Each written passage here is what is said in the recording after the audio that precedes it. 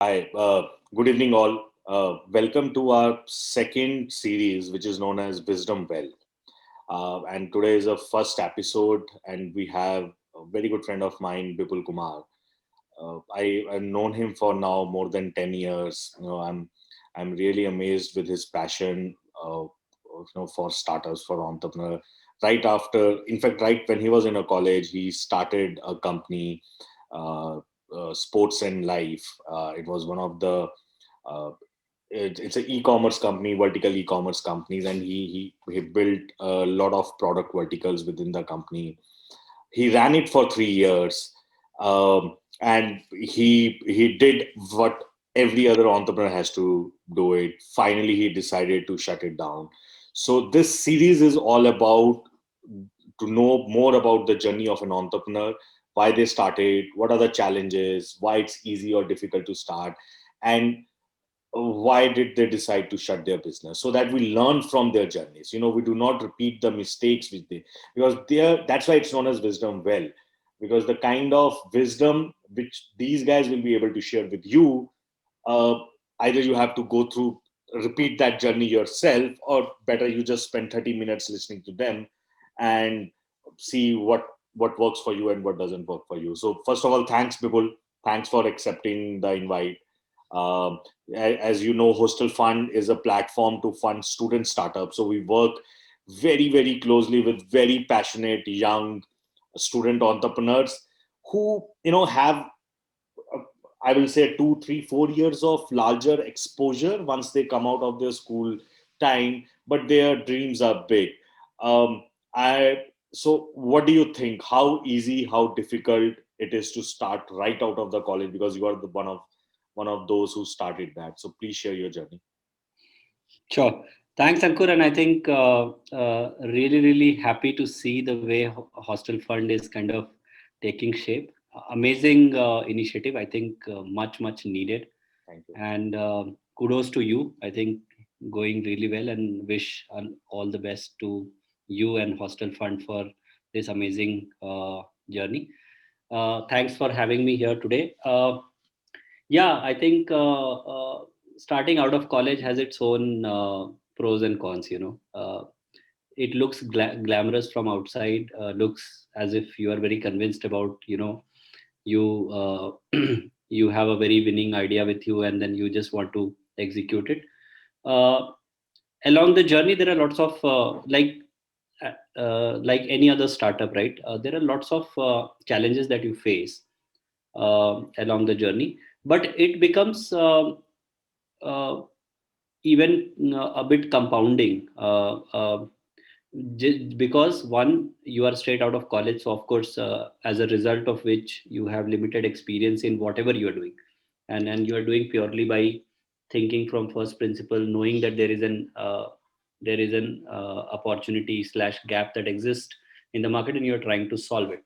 But we all know, right, like idea is just 1% or not even 1% of the journey. 99% is execution, and that's where I think it's very important for us to mm, take that journey very cautiously and do all the right things. And if we do that, irrespective of whether you started straight out of college or at any point in time, I think you will succeed.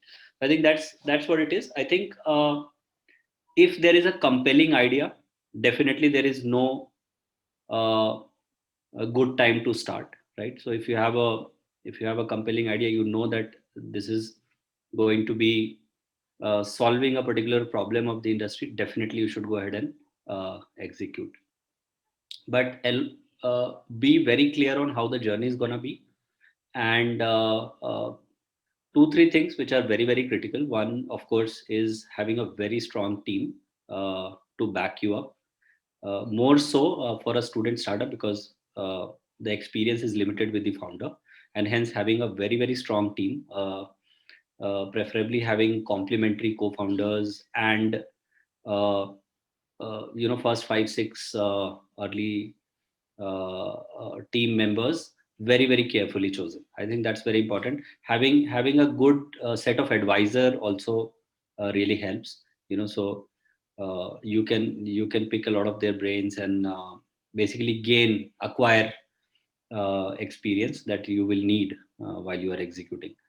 Uh, yeah, broadly these two. Uh, Specifically talking about your venture which you started and you ran it for almost 3 years. It's not a small time. Uh, so and now, when you look back, obviously it's very easy to say, have a team, have a co-founder, but back then you don't have money, you don't have any idea. So specifically to your venture, were you able to get a co-founder or a team? If yes, how? If no, why not? So I think uh, I I made couple of mistakes. One of them was, of course, not having a co-founder with me. Like, uh, not that I purposefully did not want. I was very actively looking for, but somehow it did not materialize. And along the journey, when I kept executing, we reached certain stages where I thought that, okay, let me continue executing while I'm getting the right, I'm searching for the right partner. But that could never materialize, and that is, I think, one of the biggest contributor to why I eventually failed. Because having a good team, especially the team of the co-founder, right, or co-founders, is super critical, because it's a very long journey, and it's a very intense journey. Yeah, yeah. And along the way, you get really burnt out if you are all alone. You don't have anybody else to kind of fall back on, uh, debate with, and all those things, right? So very critical. uh, I think my journey, just quickly, my journey was more organic. So I had come to MBA with some 4 or 5 months of execution behind me. So I was doing something uh, uh, in the field of sports, though the idea was very different from what I eventually ended up doing. But I was doing something over there, and I had generated some revenue as well while I entered into the B school. And hence, uh, because of that traction behind me, it was very obvious for me to continue with that journey, right? And I was so clear on this that I opted out of placements, both summers and finals, even before the summer started, right? So I was so clear on, I wanted to execute and focus completely on this, which was one of the biggest plus point in my journey, where I was very clear that I want to continue with this. And I used those 2 years into fine tuning the idea, right? So the idea first started with something else, and then during those 2 years, I pivoted it into something completely different. So what emerged was an vertical e-commerce startup in sports, fitness, and adventure as a category, uh, while I was initially working on more from a training and consulting kind of a business in sports, right? So very big pivot during those 2 years, because I had a lot of time to basically test out what I was thinking, and could kind of do a lot of iteration to that by doing on ground pilots around that, right? So that was a big plus. Yeah. uh, No, uh, I think you made a one very good point. If you are very clear what you want to do, because most of the students always have the fallback option. यार अगर नहीं चला तो job तो कर ही लेंगे, summers तो कर ही लेंगे. You, and as an entrepreneur you can never have that fallback option. Either it's do or die. I think you have that one piece which I remember very clearly, that you were very focused for this one particular venture. But tell me, as you rightly said, you opted out of summer, you opted out of finals. How easy, how difficult it is to convince your parents, man? I didn't tell them. Oh, acha. So I had opted out of finals also is something that they never knew, you know. And for summers anyway, I mean, it is not that Important. serious a deal. So they were not that bothered. But I never told them. I only broke this closer to the placement season, because of course I had to Yeah. explain why I'm not getting job. So I told them that, hey, I want to continue with this, and of course they were registered. So I didn't come from a business family background. It was like a all everybody in the family was in services and all. So had very tough time convincing them. But I think beyond a point, since they saw that kind of a conviction in me, and they believed that I'll be able to do it because of the conviction that I had. I think they also agreed. Yeah, parents finally gave in, man. You are now a parent. You must be giving in to your kids every time. Yeah, Uh, yeah. uh, but 3 years is a I believe in a startup journey. It's a long period. Uh, how did you get your first customer? How did you scale it up? What are the challenges which you faced, and at what point I think did you realize that it's not going to become that, forget about $1 billion story or $10 million, $1 million story also. What was that one point, and what was the early traction period which you had? Sure. So during 2 years of MBA, I had generated cash flows from the business, which kind of became the seed fund for my pivot. Yeah. So that was a good thing because of course, I did not have any backing, per se, from the family side into to get some seed fund and all. So that was a smart thing which I had done Hmm. in terms of generating cash flows by doing some stuff during those 2 years to put in into the new venture. I would say the new pivot when I started out, right? So I had some money on which I basically developed the first uh, the entire product and platform, right? And e-commerce back then was still new, right? So there was no off the shelf solution available. It was not that you have a Shopify and then you just simply pull it and your store is ready in 5 minutes. So I Hmm. had to actually sit with the I basically reached out to a lot of folks in industry, figured out how what sort of back end, what sort of front end is required to run an e-commerce Hmm. business. Spent some good 2-3 months on that, and then when I required the entire gathered the entire information, then went ahead and executed, basically developed that whole platform. And that platform development was completely funded from the savings that I had uh, from the earlier cash flows in the business. So that's how the initial traction was. And because of that, right, uh, sorry, another important aspect is initially I was running it in a very disciplined manner. Of course, since had limited capital that I had saved, so I was running a very disciplined business with a very disciplined unit economics. I wanted to generate cash out of the business and then pull it back into the business, right? Sure. And hence I had consciously chosen to go slow and build it gradually, and so on and so forth. I think precisely one of the reason why I kind of got too much into the execution and these operational aspect of it, and somehow some of the very very critical aspects of, let's say, building a good co-founding team kind of got left behind.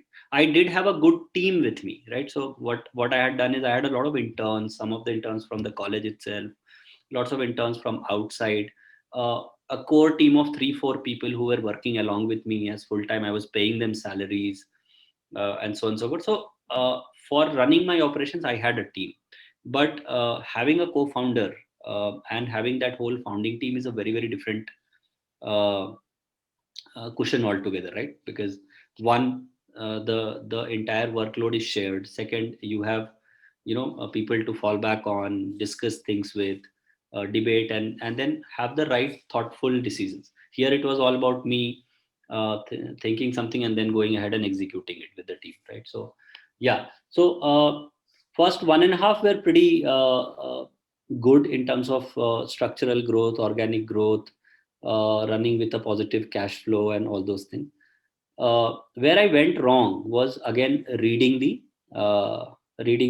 market and how e-commerce was shaping in India, and that again goes back to the experience point that I mentioned. Hmm. I could never read that e-commerce will take a shape that it took eventually, and the entire horizontal e-commerce will take over, Hmm. right? Vertical e-commerce, barring some of the verticals like grocery, like let's say furniture to some extent, like fashion, some of the big categories still survived. But everything else, that existed in that 2009 to 11 era, they vanished because everything else was taken up by the horizontal e-commerce from Amazon, Flipkarts of the world. Hmm. So that's where I went wrong. I think I tie that back to again experience. One, either I had the experience myself, or I had built a team of advisors with me who could probably advise me on the long term strategies and the right time to figure out the fundraising part, right time to figure out when to take the next steps in the business. So those things I think I definitely faltered upon during the journey. No, I think the other thing also could be at that time, the way we are networked and we are connected today now is very different way back, in 2010, 11. The LinkedIn's of the world were not, even if they were there, not everyone was using that effectively. But I think you made a good point of having a right set of experience, whether in the form of a team or a mentors or advisors or investors. Uh, but do you think at any point in time, had you raised external money, the story would have been different, or there was no money at that point in time? Uh, See, money cannot substitute some these experienced mentors and wisdoms, right? Because they are core.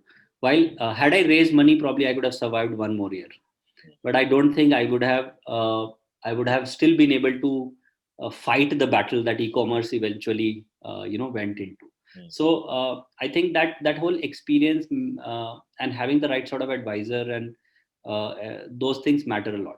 Funding is just an ingredient to the journey, maybe input to the journey, never the output, right? So Yeah, definitely, definitely.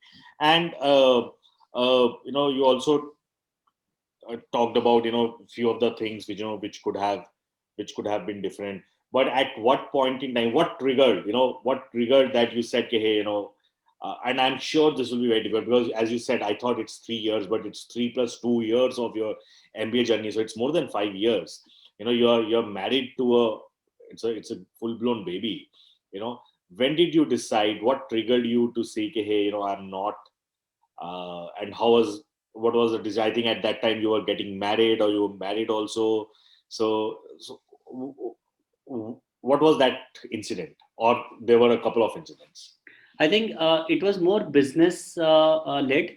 So for the first 1.5 year post MBA, it was all about scaling up organically, structurally with good unit economics. So it was going good. When that whole pricing bloodbath started, when the horizontal commerce companies got into this category, right, is when I was caught off guard. Hmm. I could not. I knew that the kind of margins, etc., that they were operating in, I could kind of never sustain that, right? So I had a good loyal customer base who were repeat users, and I was building that whole community very organically.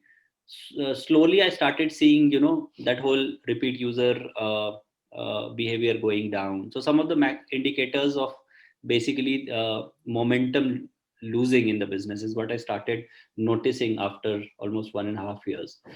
Then I realized that then I basically realized that this is going to be a very different ball game altogether. I also reached out to a lot of investors, and as you rightly said, right, the entire ecosystem of investment was nascent in India back then. There were few investors, and they were very choosy about where they wanted to invest, and so on and so forth. The situation is much better now in terms of not only the number of companies, VCs present in India, but also in terms of the whole ecosystem, the way it is developing now, the way it has developed now. So it was so when I reached out to them, they started giving me feelers of vertical e-commerce, especially in a category like that, which is small, not working out, and then uh, maybe difficult to survive. What I did after that was I basically pivoted my business model a couple of times again, right? So I was into full full fledged e-commerce with some sort of an inventory led model also, like a mix of inventory and dropship. I completely shifted to dropship after that to conserve some of the working capitals, etc. Then finally pivoted into a private label kind of a business. I thought that, okay, let me kind of try to figure out if I can increase the margin through private label. Try to pivot into that also didn't work. So I tried 2 3 iterations to survive, but eventually realized that this is not going to work out, because irrespective of what you do, right, the type of aggression and the type of deep pockets that the horizontal companies were operating with was difficult to survive in that. And it was at that point, after my second pivot, right, I was very clear that, hey, I have given my 100%, and nothing is working, right? Of course, uh, nobody is also suggesting that it will work. When I reached out to the entire investor community and all, then I realized that this is the time I should wind this up and move on. So yeah, it was a very very tough decision, of course. I think very very tough, but I think wise decision, because when so you get into any uh, business when you identify a problem, right, that you are passionate about solving, and you feel that you are the right person to solve.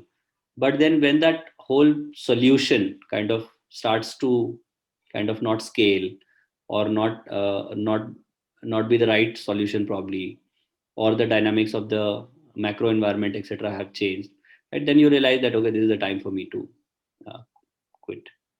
Yeah, yeah. And then from there, sports and life, you move to Flipkart. Yeah, yeah. So how did that happen? Yeah, so that was like the most obvious choice, I guess, because I was in e-commerce.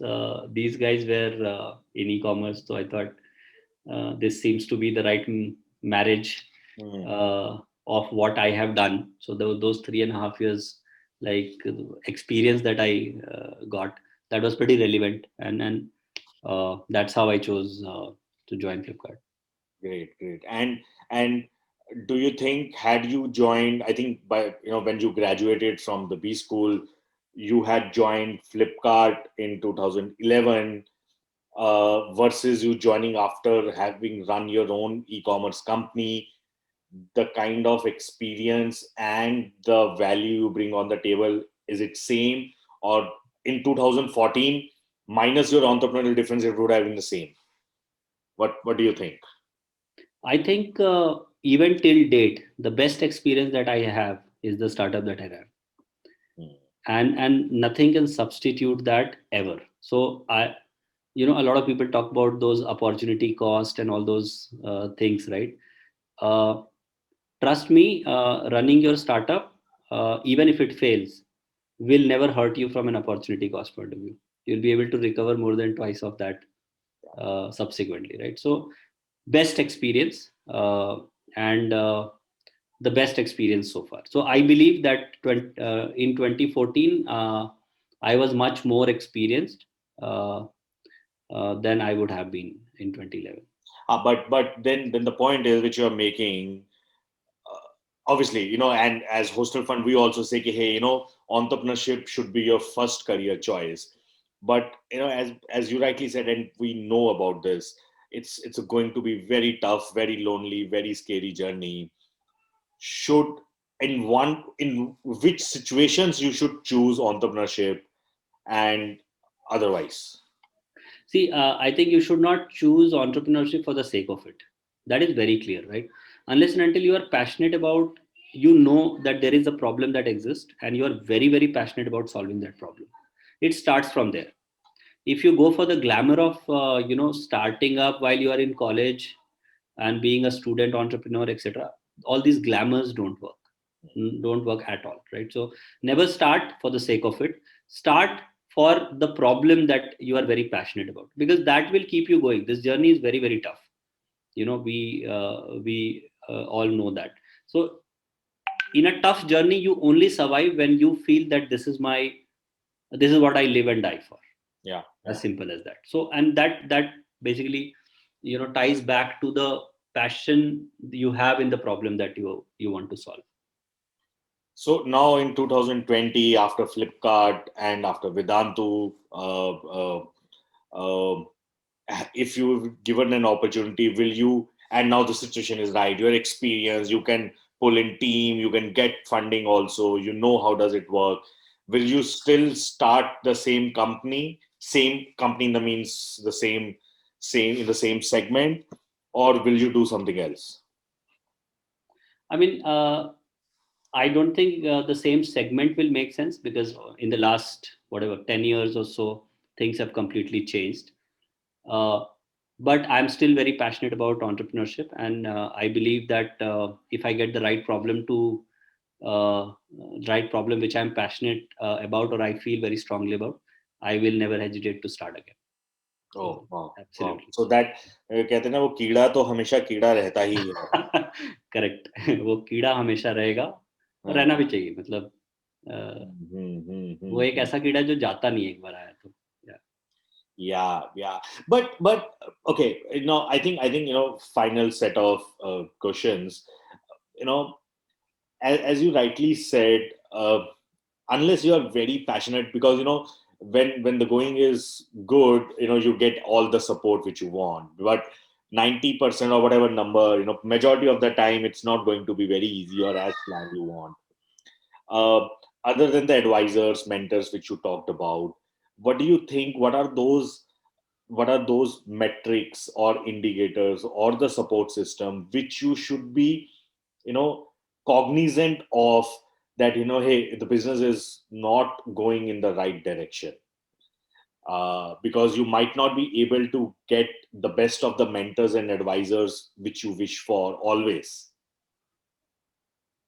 So I think the biggest validation for any business is the users and their stickiness to whatever you are offering them, right? These are the top two indicators. If they are not going in place, or they are not up to the mark of whatever you have kind of projected it to be or expected it to be, then there is a problem. Now there are two aspects of it. Like there are two ways in which you can deal with it. Either you iterate and try to solve it, or there is something which is an external factor which is impacting it, right? Which probably beyond a point you may not have control on. So you need to decide at that point in time, what to do. When you know that okay, there is no external factor impacting this, then you know the problem is internal, and then you can probably go deeper and problem solve it. If the problem is external, beyond a point it will be difficult for you to uh, Got it. counter that. Yeah, no, I 100% agree. I think the best form of funding is from your customers. You Yes. have to, you can't survive on external funding forever. Even a chai wala knows that. Yeah. That he has his cost of goods should be less than the cost or the selling price of a product. So, okay, so one final piece of advice, suggestion for young student entrepreneurs, who are much more experienced, passionate, very smart. I can't tell you the kind of smart folks I meet every day, and uh, and when I compare myself when I was at their age, I'm Dumbo, man. I was Dumbo and stupid. What do you think? What kind of an advice and suggestion you have for these young smart kids out there who are thinking of starting something of their own? So one uh, fundamental advice is that idea is a very small part of your journey, and hence you should be very very fully aware of what you are getting into. Otherwise, if you realize it along the path, then it will be probably not a justice to what you wanted to do, right? So be very very prepared, and always remember that if you have $1 billion idea, that does not necessarily convert into $1 billion business, because there is a huge factor of how you are executing it, right? So be very cognizant of that when you're starting. And of course, if you have that kind of a problem that you feel very strongly about, definitely don't hesitate to attempt, because you will never regret attempting it for sure. Mm-hmm. No, great. Thanks a lot, Bipul. Thanks. I'm 100% sure. Uh, your these valuable experiences, feedback, even if it helps one of the student startup, I think our job is done. Thanks a lot, Bipul, and I'm 100% sure, and I look forward to seeing you in your uh, new avatar of entrepreneur very soon. Thank you. Thank you, Ankur. Thanks for inviting. Pleasure is all mine.